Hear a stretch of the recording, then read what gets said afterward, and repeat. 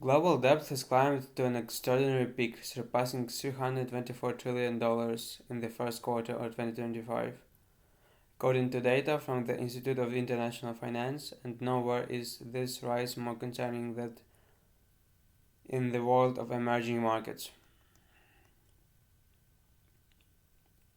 Over the past decade, especially since COVID-19 pandemic and the inflationary shocks that followed, governments, corporations, and local municipalities in developing economies have leaned heavily on debt to finance spending, cover deficits, and prop up fragile economies. Debt in itself is not always bad. Indeed, borrowing has been one of the essential levers through which developing countries have built infrastructure, expanded access to energy and water, funded schools and hospitals, and cushioned their populations against downturns.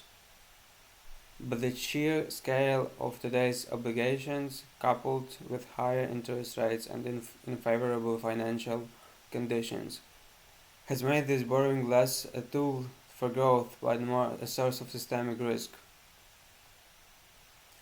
The debt story has two key dimensions. The first is cost.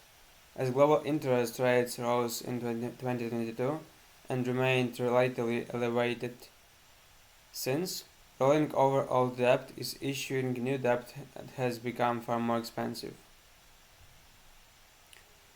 Many emerging markets had grown used to a world of ultra-low rates where access to capital was plentiful and cheap. They borrowed on international markets with their assumption that the global financial environment would stay beneath for a long time.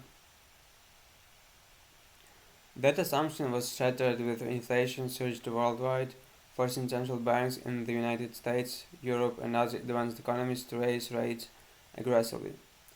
The knock-off effect was immediate. Investors demanded higher yields to hold riskier emerging market bonds, currencies weakened against the dollar, and refinancing became a nightmare for governments and corporations alike. The second dimension is structure. A significant share of emerging market debt is denominated in foreign currencies. Predominantly the US dollar for countries with weak or volatile currencies, this creates a dangerous feedback loop. Every time their domestic currency depreciates against the dollar, their debt service burden effectively increases because they need more local money to acquire the dollars to repay what they now owe. This is not a new problem. Latin America in the 1980s, Southeast Asia in the 90s, and more recently Argentina, Turkey, and Sri Lanka illustrate the dangers of mismatched debt structures. But what is the new today in the sheer volume of debt outstanding and the simultaneous exposure of so many countries at once? The risks are compounded by the fact that global investors, scared by past crises, can move quickly to withdraw capital at the first sign of trouble, pushing currencies down further and making the debt spiral worse. The fiscal space in many emerging economies has shrunk alarmingly. Governments are spending an ever larger share of their revenues simply on servicing debt, paying interest and rolling over maturities, leaving less money for everything else.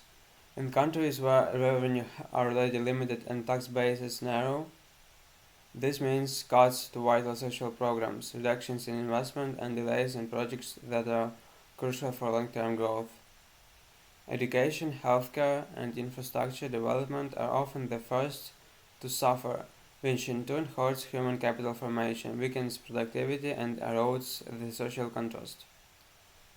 Citizens who see debt payments to foreign creditors prioritized over local needs may lose faith in their governments, fueling political instability, unrest, and populist backlashes.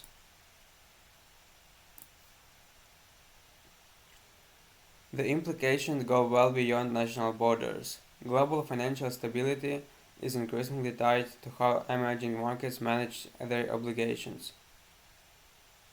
A handful of defaults or restructurings in mid-sized economies may not shake their system, but a cluster of them or a default in larger countries with system ties could create spillovers that reverberate through international banks, asset managers, and pension funds. Emerging market debt is widely held by global investors searching for yield, and it often forms part of diversified portfolios.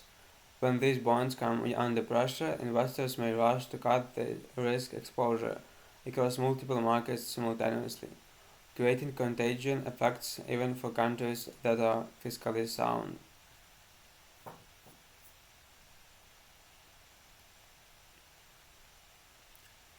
The investors themselves are not passive observers. In recent years, they have begun pressing emerging markets more aggressively for transparency, fiscal discipline, and structural reforms. Credit rating agencies echo these demands, downgrading sovereign default or demonstrate credible plans for stabilizing debt ratios. Each downgrade raises borrowing costs further, making the task of fiscal consolidation even harder. Governments caught between international pressures and domestic demands face impossible trade-offs. Cutting spending or raising taxes may satisfy creditors but risks alienating voters. Maintaining populist spending may win political support but can accelerate the path towards debt distress. The distinction between local currency and foreign currency debt is critical.